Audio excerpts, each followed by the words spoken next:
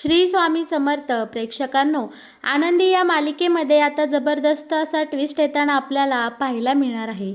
आनंदी मोठ्या हुशारीने तिच्या बहिणींच्या मदतीने इकडे पृथ्वी, मिथाली आणि प्रांजल समोर आता मालक साहेबांच्या आणि आनंदीच्या म्हणजे तिच्या लग्नाचं सत्य उलगडणार आहे. आणि सत्य समजल्यानंतर मालिकेमध्ये एक खूप मोठा असा ट्विस्ट येणार आहे. आपला हा पृथ्वी वडिलांना म्हणणार की आनंदीला घटस्फोट दे, पण मालक साहेब नक्की काय निर्णय घेणार आणि त्यानंतर पृथ्वीला त्याची चूक समजल्यानंतर तो आनंदीची कशा प्रकारे माफी मागणार, हे सगळं मालिकेमध्ये खूप सुंदर पद्धतीने घडत जाणार आहे. आणि नक्की मालिकेमध्ये हे कशा प्रकारे दाखवलं जाणार, पृथ्वीला त्याची चूक कशा पद्धतीने कळणार, हे जर तुम्हाला जाणून घ्यायचं असेल तर तुम्ही आपला हा व्हिडिओ अगदी शेवटपर्यंत बघा, म्हणजे तुमच्या सगळं काही इकडे लक्षात येऊन जाईल. तर प्रेक्षकांनो, आपल्या या मालिकेमध्ये आता इकडे विद्याधरने आनंदीला चॅलेंज दिलेलं असतं की तुझ्या या मुलांच्या मध्ये आणि त्यांच्या बापाच्या मध्ये मी अशी काही एक भिंत उभी करून दाखवली आहे की ती कधीही मोडणार नाही, सगळं काही संपून जाणार आहे. आता युगंधरची मुलं युगंधरजवळ कधीही कदापि येणार नाही, असं आता इकडे हा विद्याधर ठामपणे आनंदीला सांगत असतो. पण आनंदी बोलते की या सगळ्यातून मी नक्की मार्ग काढेल आणि त्यानंतर जे काही या घरात घडेल ते बघण्यासारखं असेल. विद्याधरला आनंदी बोलते की मी मालक साहेबांमध्ये आणि मुलांमध्ये ही उभी राहिलेली भिंत नक्की तोडीन आणि त्यांच्यामधला प्रेमाचा धागा पुन्हा जोडील. आता आनंदीने इकडे एकदम मनाशी पक्क केलेला आपल्याला पाहायला मिळणार आहे. बरं का, आता इकडे विद्याधर आणि ही शलाका आता मिळालेली असतात. दोघे जणही घडल्या सगळ्या प्रकारावर जोरदार इकडे चर्चा करू लागलेले असतात. विद्याधर खूप खुश असतो आणि शलाकाला बोलतो की शलाका, कसा मी डाव टाकला आणि इकडे या विद्याधरचं कसं रूप पाहिलंस तू. युगंधरचं आणि आनंदीचं नातं तर तोडलंच, पण मुलांना मी कायमचं या युगंधरपासून लांब केलं. माझा एकच चाल या सगळ्यांचं आयुष्य कशा प्रकारे बर्बाद करून टाकलं, तुला कळलं का. यावर आता इकडे शलाका बोलत असते की अरे विद्याधर, जो आनंद तुला साजरा करायचा तो करून घे, कारण त्यानंतर मला तुला काहीतरी सांगायचं आहे. ऐक, तू खूप मोठ्या मनाने इकडे हे सगळं कारस्थान केलं, पण बावळटा, तुला इतकं साधं कळलं नाही का, तुझ्या या प्लॅनमुळे तुला जो धोका निर्माण होणार आहे. अरे पोरांना, तू सांगितलं की मालक साहेबाने आनंदीसोबत लग्न केलं, पण युगंधरने आनंदीसोबत लग्न का केलं, तर त्यांच्या लाडक्या काकाने त्यांच्या सावत्र आईला लग्न मंडपातून पळवून नेलं, तिच्यासोबत जबरदस्ती करण्याचा प्रयत्न केला आणि तिच्यासोबत नंतर गावातला एकही माणूस लग्न करायला तयार नव्हता. त्यामुळे त्यांच्या बापाने त्यांच्या ह्या सावत्र आईसोबत लग्न केलं. हे जेव्हा पोरांना कळेल तेव्हा ती तुझा चांगला सत्कार करतील, असं तुला वाटत नाही का. आता मात्र इकडे या विद्याधरचे डोळे शलाकाने खाडकन उघडलेले असतात आणि इकडे विद्याधर बोलतो की अरे याचा तर मी विचारच केला नाही. तेव्हा शलाका बोलते की जेव्हा तुझं विचार करायचं चक्र थांबतं, तिथून पुढे माझ्या चाली सुरू होतात. तू निर्धास्त राहा, या सगळ्यावर माझ्याकडे एक रामबाण उपाय आहे. आपण हा केला तर नक्कीच पोरांच्या नजरेत युगंधर कधीच महान होणार नाही आणि आपल्याला तसं काही होऊनच द्यायचं नाही, अशी शलाका इकडे हसत हसत विद्याधर ला सांगत असते. आणि आता पुन्हा एकदा दोघे नवीन कट कारस्थान करण्यासाठी इकडे तयार झालेले आपण पाहणार आहोत. दुसरीकडे मात्र आपले मालक साहेब घडल्या या प्रकारामुळे खूपच दुखावले गेलेले असतात. त्यांना खूप वाईट वाटत असतं. मालक साहेबांनी इकडे त्याचे आणि पृथ्वीचे छान एकत्र घालवले क्षण आठवत असतात. पृथ्वीने त्याला बाबा म्हणून कसे हाक मारली, पृथ्वीच्या इव्हेंटसाठी आनंदीने त्याला कसं तयार केलं आणि घराचं माझ्या गोकुळ कशा पद्धतीने फुलत गेलं होतं, हे सगळं आता मालक साहेबांना इकडे आठवू लागलेलं असतात. सोबतच पोरांनी त्यांचं फॅमिली ट्री, त्यांचे जुने फोटो कशा प्रकारे जाळले आणि त्यांच्या नजरेत दिसलेला हा तिरस्कार आता मालक साहेबांना आठवत असतो.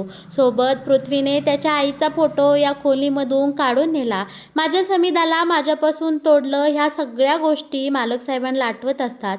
मालक साहेब या सगळ्या चांगल्या वाईट गोष्टी आठवून इकडे समीदाचं छानपैकी चित्र रेखाटताना आपल्याला पाहायला मिळणार आहे आणि त्यांच्या डोळ्यात अगदी अश्रूंचा पूर आलेलाही आपण पाहणार आहोत.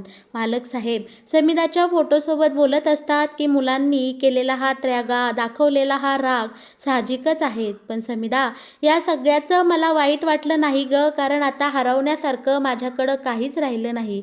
अगं पण मी तुला निष्ठावंताने सांगतो की माझ्या मनात, माझ्या हृदयात फक्त तुझं आणि तुझंच नाव कोरलं गेलं आहे आणि ते कधीही मी पुसलं जाणार नाही, याची कायम तुला मी शाश्वती देतो, खात्री देतो. पण मुलांच्या नजरेमध्ये मी आता खूप पडलो आहे आणि आमच्यामध्ये उभी राहिलेली ही दरार, ही भिंत आता कायमची अशीच असणार आहे.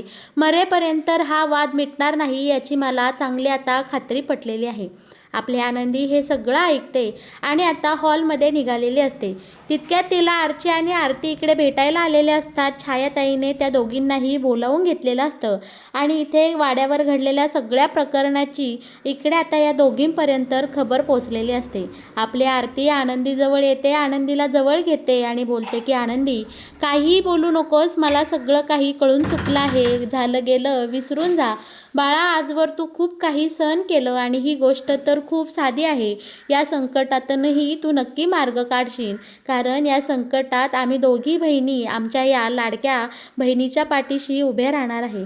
आता या बहिणी छानपैकी म्हणतात 1 2 3 4, आबासाहेबांच्या नाती हुशार आणि त्यांना आता एक छान कॉन्फिडन्स आलेला असतो. आर्चीने आता इकडे आपल्या आनंदीला विश्वास दिलेला असतो की या सगळ्या प्रकरणातून तुला बाहेर निघण्यासाठी आम्ही मदत करू. माई आणि बापू इकडे आता टेन्शनमध्ये, चिंतेमध्ये असतात. मुलांनी कालपासून घराचा दरवाजा उघडला नाही, त्यांच्या मनात नक्की काय चालू आहे. कालपासून पोरं दारं लावून आत बसले आहेत, त्यांनी काय खाल्लं का नाही आणि हे सगळं चक्र कधी थांबणार याचा कसलाही अंदाज लागत नाही. आणि खरंच या सगळ्या गोष्टींचं खूप वाईट वाटतंय. अगदी मन भारावून गेलं आहे ग, असं माई आणि बापू त्यांच्या मनातले सगळं दुःख आनंदीजवळ व्यक्त करत असतात. आनंदी बोलते की तुम्ही काळजी करू नका, या संकटातून आपण नक्कीच बाहेर निघू. मुलांना जेव्हा कळेल की मालक साहेबांनी माझ्यासोबत का आणि कशासाठी लग्न केलं, त्यावेळी गावामध्ये काय परिस्थिती होती, या सगळ्याचा अंदाज पृथ्वीला आल्यानंतर पृथ्वी नक्कीच काहीतरी चांगला निर्णय घेईन आणि या सगळ्यातून मार्ग काढेल. माझा मुलांवर पूर्ण विश्वास आहे. असा विश्वास आता आनंदी इकडे माई बापूंना देते आणि खुश होते. आपण इकडे माई आणि बापू आनंदीला विचारतात की हे सगळं कसं घडणार.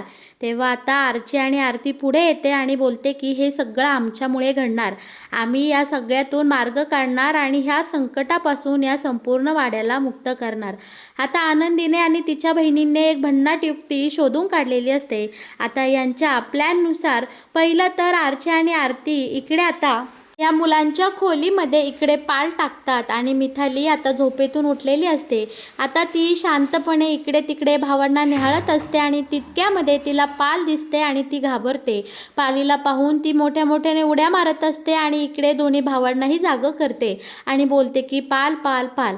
आता ती पाल पाहिल्यानंतर पृथ्वी उठतो, पालीला हात लावतो तर ती नकली पाल असते आणि बोलते की हे कुणी केलं. माई बापू हे सगळी गंमत इकडे दाराआडून पाहत असतात. बरं का, आता या सगळ्याचा जाब विचारायला पोरं बाहेर जायला निघालेले असतात आणि तोपर्यंत मिथाली बोलते की मी आवरून घे.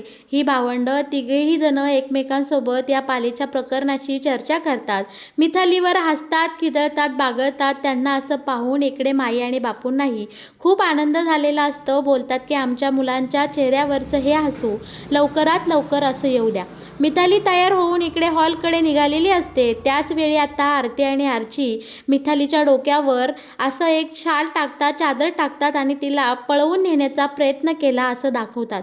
हॉलमध्ये मिथालीच्या आवाजाने सगळे जमलेले असतात. अगदी विद्याधर तर डायरेक्ट काठी घेऊनच या दोघींना माराय आलेला असतो. तितक्यात मालक साहेब तिकडनं येतात. दोघींच्या डोक्यावरच्या ही साड्या काढतात आणि पाहतात तर काय आतमध्ये आरती आणि आर्ची. आता मालक साहेब बोलतात की हा काय प्रकार आहे. आता यावर इकडे लगेच ताईसाहेब आणि विद्याधर बोलत असतो की हा काय बालिश प्रकार आहे. ताईसाहेब बोलते की आता हा नवीन धंदा सुरू केला का तुम्ही बहिणींनी, किडनॅपिंगचा? आमच्या घरातून आमच्या मिथालीला पळून नेण्याची तुमची हिंमत कशी झाली? शिल्पा आता इकडे या दोघींवर खूप ओरडत असते आणि मालक साहेबांना विद्याधर बोलतो की तू खूप इकडे शिस्तप्रिय आहे आणि सत्याचा बाजू घेणारा पुतळा आहेस ना, मग आता बोल तुझ्या ह्या मेवण्यांना आणि विचार की त्यांनी असं का वागल्या, त्याच्याबद्दल जा विचार. विद्याधरच्या तोंडून काही शब्द बाहेर निघणार तोच आनंदी बोलते की माझ्या बहिणींना मालक साहेब तुम्ही काहीही बोलायचं नाही, कारण यांनी जे काही केलं ते फक्त माझ्या सांगण्यावरून केलं आहे. बरं का आता इकडे प्रेक्षकांनो, मालक साहेबांना नक्की हे काय घडत आहे, घरामध्ये काय चाललं आहे याचा अंदाज नसतो. आता आपली आनंदी पुढे येते आणि बोलते की पृथ्वी आणि प्रांजल, तुमच्या बहिणीला जर माझ्या बहिणींनी पळून नेलं तर तुम्हाला इतका राग आला, मग भर मंडपातून तुमच्या काकाने मला रात्रीच्या वेळी किडनॅप केलं, पळवून नेलं, एका अंधाऱ्या खोलीमध्ये डांबून ठेवलं, तर तुम्ही त्यावर काय निर्णय देसान? अरे तुमच्या ह्या हैवान काकाने मला माझ्या लग्नाच्या आदल्या दिवशी पळवून नेलं तर नेलं, एका खोलीमध्ये डांबून ठेवलं, एकतर तिथं मला ठेवलं, दुसऱ्या दिवशी लग्न मंडपात घेऊन आला आणि सगळ्या गावाला सांगितलं की या आनंदीमध्ये आणि माझ्यामध्ये खूप काही घडून गेलं आहे, आमच्यामध्ये असं काहीतरी घडलं असं सगळ्यांना भासवून त्याने माझं लग्न मोडलं. त्यानंतर माझ्यासोबत लग्न करायला गावातला एकही माणूस तयार नव्हता, शिवाय आजूबाजूच्या पंचक्रोशीतली लोकही माझ्या आबांना नावं ठेवू लागली होती. गावचे प्रमुख, गावचे मुखिया म्हणून माझे आबा इकडे मालक साहेबांसमोर आले आणि मालक साहेबांना या घडल्या सगळ्या प्रकरणाचा जाब मागितला. तुमच्या भावाने माझ्या नातीसोबत असा गैरप्रकार केला आणि सगळी लोक आता माझ्या आनंदीला नावं ठेवू लागली आहे. आता आम्ही कोणाच्या तोंडाकडं पाहायचं? आमच्या सर्वसामान्य माणसाला, गरिबाच्या माणसाला फक्त आमची इज्जत हीच खूप प्यारी आहे. आमच्याकडं पैसे कमी आहे पण आम्ही इज्जतीची माणसं आहोत, असा जाब आता इकडे मालक साहेबांना विचारला. त्यानंतर मालक साहेबांनी या विद्याधरला पोलिसांच्या ताब्यात दिलं आणि त्यानंतर संपूर्ण गावासमोर त्यांनी माझी जबाबदारी घेतली आणि माझ्यासोबत लग्न करून त्यांनी मला ह्या निंबाळकर वाड्यात आणलं. या वाड्यामध्ये आल्यानंतर त्यांनी मला समिधाताईंची जागा कधीच दिली नाही आणि मला ती घ्यायचीही नाही. मला समिधाताईंची जागा कधीही नकोच आहे. मी या वाड्यामध्ये फक्त एक आश्रित म्हणून राहत आहे. खरं तर या घराच्या सुनेचा मान देखील मला शिल्पाताईंनी कधीही दिला नाही. त्यांचंसुद्धा समिधाताईंवर खूप प्रेम आहे. त्या कायम बोलत राहिल्या आणि अजूनही बोलतात की माझ्या भावाची बायको फक्त समिधाच असणार आहे. पण माई बापूंनी मला कधी अंतर दिलं नाही.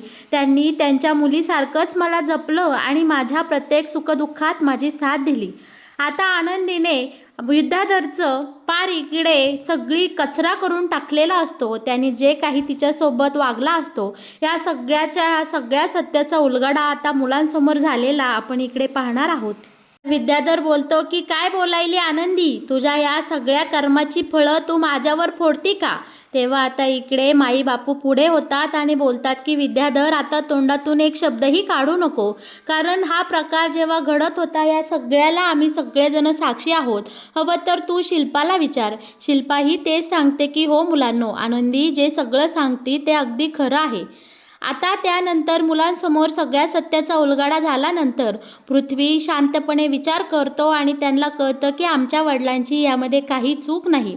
आता पृथ्वी आणि सगळ्या ह्या दोन्ही मुलांनी मिळून एक निर्णय घेतलेला असतो, तो असा की त्यांच्या वडिलांना ते आनंदी आणि त्यांचे डिवोर्स पेपर्स देतात आणि बोलतात की बाबा, तुमचं आणि घरातल्या सगळ्यांचं म्हणणे आहे की आनंदीसोबत जे लग्न झालं ते माझं दडपणाखाली किंवा परिस्थितीमुळे झालं आहे ना, मग या लग्नबंधनातून तुम्ही आता मुक्त व्हा आणि आनंदीला डिवोर्स द्या आणि तुम्ही दाखवून द्या की तुमचं आमच्या आईवर खूप प्रेम होतं. आज तुम्हाला तुमची मुलं, तुमची समिधा किंवा ही आनंदी हे या दोन्हीमधलं तुम्हाला एकच निवड करायची आहे.